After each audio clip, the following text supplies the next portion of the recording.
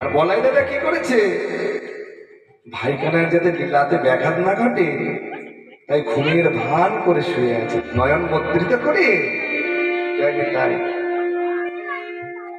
তা বলছে দেখ ওই দেখ বলাই দাদা ঘুমিয়ে আছে, চল তুই আর আমি যাই। সুবল বলছেন তুই আর দেখছি না গেলে ছাড়বি না, হ্যাঁ বেশ তাহলে চল, আর কি করার, গোবিন্দকে কি বারণ করতে পারে। তাই গোবিন্দ তখন কি করলেন, অন্যান্য সকল সখাবৃন্দকে ডাকলেন, শ্রীরাম সুদাম দাম বসুরাম, এই শোন শোন শোন, এই আমি আর সুবল একটু গুরুত্বপূর্ণ কাজে যাচ্ছি, কেমন বুঝলি, আর এই যে আমার ধেনু বৎস রইল সকলকে তোরা দেখে রাখবি কেমন।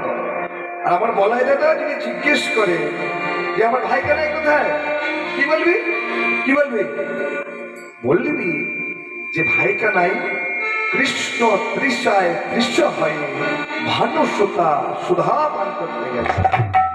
তাহলে কি বুঝবি, কৃষ্ণ তৃষায় তৃষ্ণা পেয়েছে, ভানু সুতা, ভানু মানে সূর্য আর সুতা তার মানে কন্যা, অর্থাৎ কন্যা, সূর্যের কন্যা শ্রী যমুনা।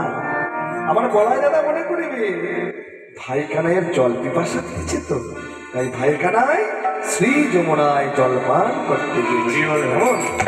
তাই এবার গোবিন্দ আমার কি করলেন, আপনার ধেনু সব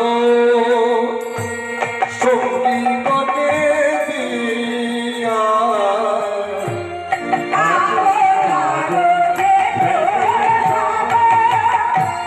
সঙ্গী গণে দিয়া